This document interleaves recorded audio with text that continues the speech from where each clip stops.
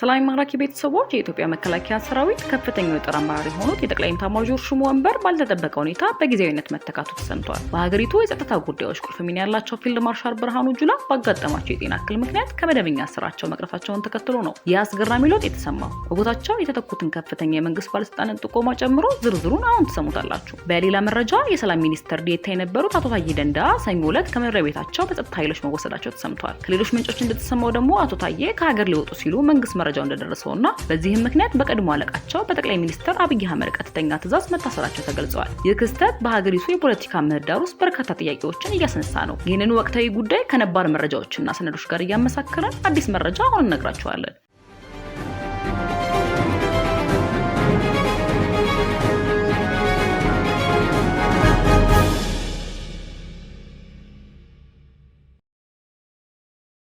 የማራኪ ተመልካቾች መረጃዎቹን ከተከታተላችሁ በኋላ ጠቃሚና ሚዛናዊ እውነተኛ ሆነው ካገኟቸው ያላደረጋችሁ ቻናላችንን ሰብስክራይብ ታድርጉ፣ ደስ ይለናል። አስተያየትም ጻፉልን። ወደ ወቅታዊ መረጃዎቻችን እናምራ። አቶ ታዬ ደንደአ ከሀገር ሊወጡ ሲሉ በድጋሚ በጸጥታ ኃይሎች በቁጥጥር ስር መዋላቸውን የመንግስት የውስጥ ምንጮች ተሰምተዋል። ባለፈው ዓመት በዋስ ከተለቀቁ በኋላ ጉዳያቸውን በፍርድ ቤት ሲከታተሉ የነበሩት የቀድሞ የፌዴራል መንግስት ከፍተኛ ባለስልጣን አቶ ታዬ ደንደአ ሰኞ ግንቦት 25 ቀን በድጋሚ በጸጥታ ኃይሎች በቁጥጥር ስር ውለዋል። ይህ ክስተት አቶ ታዬ በዋስ ከተለቀቁ በኋላ በተለያዩ የመገናኛ ብዙሃንና በማህበራዊ ሚዲያ ገጾቻቸው ላይ አስተያየቶቻቸውን ሲሰጡ መቆየታቸውን ተከትሎ የመጣ ነው። ከጉዳዩ ጋር በተያያዘ የደረሱን መረጃዎች እንደሚያመለክቱት መንግስት አቶ ታዬ ደንደአ ከሀገር ሊወጡ ይችላሉ የሚል መረጃ እንደደረሰውና ይህ ሁኔታ ለእስራቸው ምክንያት እንደሆነም ተገልጿል። አቶ ታዬ ደንደአ ሰኞ ከሰዓት በኋላ ከመኖሪያ ቤታቸው በፖሊስ ቁጥጥር ስር መዋላቸውን ባለቤታቸው ወይዘሮ ስንታየው አለማየሁ ለቢቢሲ አረጋግጠዋል። ወይዘሮ ስንታየው እንደገለጹት የመንግስት የጸጥታ ኃይሎች የመኖሪያ ቤታቸውን በር አንኳኩተው አቶ ታዬ ለጥያቄ ፌዴራል ፖሊስ እንደሚፈልጋቸው በመግለጽ ወስደዋቸዋል። ከጸጥታ ኃይሎቹ መካከል አንዳንዶቹ የታጠቁ እንደነበሩም ገልጸዋል። የጸጥታ ኃይሎቹ ወደ ቤት በመግባት አቶ ታዬ ይዘው እንደወጡና በዚህ ጊዜ አቶ ታዬ የጨፌ የኦሮሚያ ክልል ምክር ቤት አባል መሆናቸውንና የህዝብ ተወካይ መሆናቸውንም በተደጋጋሚ ሲናገሩ እንደነበር ወይዘሮ ስንታየው አስረድተዋል። ከ10 በላይ የሚሆኑ የፖሊስ አባላት አቶ ታዬን ለመያዝ ታዘው እንደመጡ እንደተነገራቸውና ወደ መሀል አዲስ አበባ ወደሚገኘው የፌዴራል ፖሊስ ጽሕፈት ቤት እንደሚሄዱ ቤተሰቦቻቸው ገልጸዋል። ሆኖም አቶ ታዬ ከተወሰዱ በኋላ እስከ ሰኞ ምሽት ድረስ የታሰሩበትን ማወቅ እንዳልቻሉ ባለቤታቸው ወይዘሮ ስንታየው አለማየሁ ተናግረዋል። ቤተሰቦቻቸው አቶ ታዬ የኦሮሚያ ክልል ምክር ቤት አባልና የህዝብ ተወካይ መሆናቸውንም ደጋግመው ሲናገሩ እንደነበረም አክለዋል። አቶ ታዬ ደንደአ የቅርብ ጊዜ እስር የሰኞውን የፍርድ ቤት ውሎ ተከትሎም የመጣ ነው። ጠዋት ላይ አቶ ታዬ በፌዴራል ከፍተኛ ፍርድ ቤት ልደታ ምድብ አንደኛ የህገ መንግስትና በህገ መንግስት ላይ በሚፈጸሙ ወንጀሎች ችሎት ቀርቦ ነበር። በቀረቡባቸው 3 ክሶች መካከል በሁለቱ ማለትም ሁከትና ብጥብጥ በማነሳሳትና ለጸረ ሰላም ኃይሎች ድጋፍ በማድረግ በሚሉት ክሶች ነጻ ተብለውም ነበር። ሆኖም የአቶ ታዬን ጉዳይ የሚመለከተው ችሎቱ ክሶቹ እንዲቀጥሉ በፌዴራል ፖሊስ ፍርድ ቤት መወሰኑንና ከአቶ ታዬ ከመታሰራቸው በፊት ጠበቃቸው አቶ አበራ ንጉሴም ገልጸዋል። አቃቢ ህግ አቶ ታዬ ከተመሰረተባቸው በእነዚህ 2 ክሶች ነጻ መባል የለባቸውም በሚል ይግባኝ ማለትን ተከትሎ ጉዳያቸው ዳግም በፌዴራል ጠቅላይ ፍርድ ቤት መታየት አለበት የሚል በድጋሚ በመንግስት የጸጥታ ኃይሎች ቁጥጥር ስር እንዲሆኑም ተደርጓል። ለጉዳዩ ቅርበት ያላቸው ምንጮች እንደገለጹት አቶ ታዬ ደንደአ ከሀገር ለመውጣትና በመንግስት ላይ ሰላማዊ ትግል ለመቀጣጠል እንቅስቃሴ ጀምረዋል የሚል መረጃ ለመንግስት መድረሱን ተከትሎ የጸጥታ ኃይሎች በቁጥጥር ስር እንዲያውላቸው ለማድረግ 2 ክሶች እንደገና እንዲታዩ ተወስኗል የሚል መረጃም ተሰምቷል። አቶ ታዬ ደንደአ የቀድሞ የሰላም ሚኒስትር ዴኤታ የገዢው ብልጽግና ፓርቲና የኦሮሚያ ክልል ምክር ቤት አባል ነበሩ።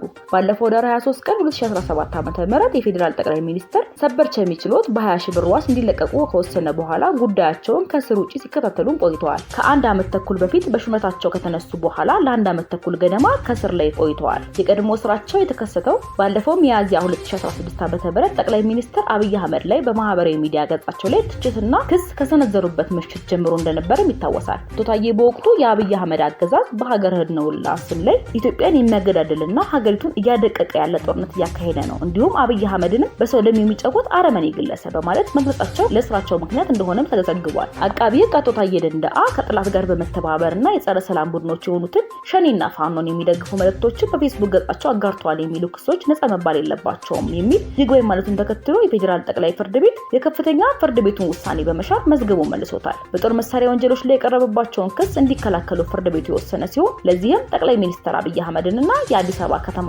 ከንቲባ አዳነች አቤቤን ጨምሮ 5 የመንግስት ባለስልጣናትን ለምስክርነት ጠርተውም ነበረ። አቶ ታዬ ደንደአ ከኦህዴድ ጀምሮ በኢትዮጵያ ፖለቲካ ምህዳር ውስጥ ተሳትፎ የነበራቸው ሲሆን በገዢው ብልጽግና ፓርቲና በኦሮሚያ ክልል ፍርድ ቤት ጨፌ ኦሮሚያ አባልነትም አገልግለዋል። በመንግስት የስልጣን እርከን የሰላም ሚኒስትር ዴኤታ እስከመሆኑ የደረሱ ሲሆን ከሹመታቸው ከተነሱ በኋላ በመንግስት ላይ በተለይም በጠቅላይ ሚኒስትር አብይ አብይ አህመድ አስተዳደር ላይ ትችቶችን ሲያቀርቡ ቆይተዋል። ይህ ደግሞ በህገ መንግስቱ የተደነገገው የመናገርና የመሰብሰብ ነጻነትን ያካተተ ነው። አቶ ታዬ ደንደአ በአንድ ወቅት ከፍተኛ የመንግስት ባለስልጣን የገዢው ፓርቲ አባልና የክልል ምክር ቤት አባል የነበሩ ሰው መሆናቸው በእሳቸው ላይ የሚወሰዱ እርምጃዎች የፖለቲካ አንድምታ ይኖራቸዋል ተብሎም ይታሰባል። የአቶ ታዬ ደንደአ ያለበት ቦታ በፍጥነት መገለጽ የቤተሰቦቻቸውና ጠበቆቻቸውን የማግኘት መብታቸው እንዲከበር እንዲሁም ፍትሐዊ የፍርድ ሂደት መረጋገጥ አለበት የሚሉ ጥያቄዎች በመነሳት ላይ ይገኛሉ። ወደ ሁለተኛው ወቅታዊና አዲስ መረጃ አለፈን። ተመልካቾቻችን ሰብስክራይብ ያላደረጋችሁ ተከተሉ። የኢትዮጵያ ጦር ኃይሎች ኤታማዦር ሹም ፊልድ ማርሻል ብርሃኑ ጁላ በህመም ምክንያት በጊዜያዊነት መተካታቸው ተሰምቷል።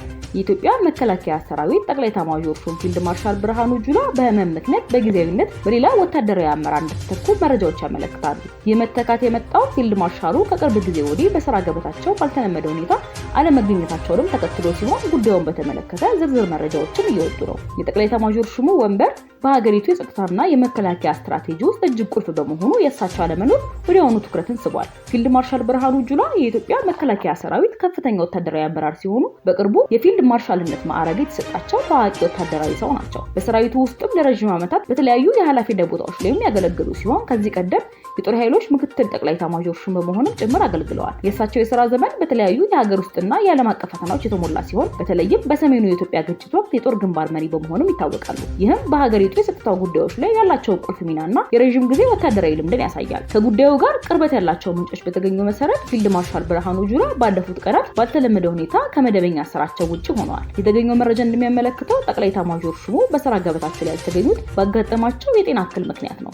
የመረጃ ምንጮች እንዳብራሩት ጠቅላይ ኤታማዦር ሹሙ ከዚህ ቀደም ያተነፋፈስ ችግር እንደነበረባቸው ጠቁመው ይህም የጤና እክል በቅርቡ ተመልሶባቸው ሊሆን እንደሚችልም አያይዘው አስረድተዋል። እንደዚህ አይነት የጤና ችግር የሰራዊቱ የበላይ መሪ ከዕለት ተዕለት ስራቸው ማስተጓጎሉ የራሱ የሆነ ትርጓሜ የተሰጠው ነው። ፊልድ ማርሻል ብርሃኑ ጁላ ከአየር ኃይል አዛዡ ጄኔራል ይርማ መርዳሳ ጋር ካለፈው ሳምንት የጦር መሳሪያ ግዢ ለመፈጸም ወደ ሩሲያ ከሄዱበት ወደ ሀገር ቤት መመለሳቸው ይታወሳል። ይሁን እንጂ ኤታማዦር ሹሙ ከሩሲያ ከተመለሱ በኋላ ለበርካታ ተከታታይ ቀናት ከመደበኛ ስራቸው መቅረታቸውን ቀጥለዋል። ከቢሮ ከመቅረታቸውን በተጨማሪ ከሩሲያ ጉዟቸው መልስ በተደረገ ወታደራዊ ካውንስል ስብሰባ ላይም ሊገኙ እንዳልቻሉ ተገልጿል። ይህ ሁኔታ በከፍተኛ ወታደራዊ አመራር አካባቢ ባልተለመደ መልኩ የተከሰተ በመሆኑ አሳሳቢ ሆኗል። ጠቅላይ ኤታማዦር ሹሙ በስራ ገበታቸው ላይ ለመገኘት አለመቻላቸውን ተከትሎ እየወጡ ባሉ መረጃዎች መሰረት የመከላከያ ሰራዊት ወታደራዊ ደህንነት ኃላፊ የሆኑት ጄኔራል ጌታቸው ጉዲና የፊልድ ማርሻል ብርሃኑ ቦታ በጊዜያዊነት ተክተው ለሰራዊቱ አመራር እየሰጡ እንደሚገኙም ተናግሯል። ይህ ጊዜያዊ ምትክ የተደረገው በወታደራዊ የስርዓተ ተዋረድ መሰረታዊ ቀጥታ ተተኪ ሊሆን ይገባል ተብለው የሚጠበቁት ምክትል ጠቅላይ ኤታማዦር ሹም ጄኔራል አበባው ታደሰ ሳይሆኑ የደህንነት ኃላፊ መሆናቸውን ጥያቄውን አስነስቷል። ከዚህ ጋር በተያያዘ የጠቅላይ ኤታማዦር ሹሙ በስራ ገበታቸው ላይ ሳይገኙ ሲቀሩ በጊዜያዊነት ሊተካቸው የሚገባው ማን ነው የሚለው ጥያቄ ለመረጃ ምንጩ የቀረበ ቢሆንም የመረጃ ምንጩ በቀረበላቸው ጥያቄዎች ዙሪያ በቂ መረጃ እንደሌላቸውም ገልጸዋል። የፊልድ ማርሻል ብርሃኑ ጁላ የጤና ሁኔታን ወደ ስራ ገበታቸው የሚመለሱበት ጊዜ እስካሁን በይፋ አልተገለጸም። የኢትዮጵያ መከላከያ ሰራዊት አመራር ላይ ለሚፈጠሩ ማናቸውም ለውጦች ወይም ጊዜያዊ ምትኮች የሀገሪቱ የጸጥታ ሁኔታ ከግምት ውስጥ ሲገባ ከፍተኛ ትኩረት የሚሹ ናቸው። የማራኪ ቤተሰቦች ለዛሬ የያዝናቸው መረጃዎች እነዚሁ ናቸው። መረጃዎቹ ጠቃሚና ሚዛናዊ ሆነው ካገኟቸው ያላደረጋችሁ ሰብስክራይብ ታደርጉልን ደስ ይለናል። በሌሎች ወቅታዊ መረጃዎች እስክንገናኝ በደህና ቆዩ።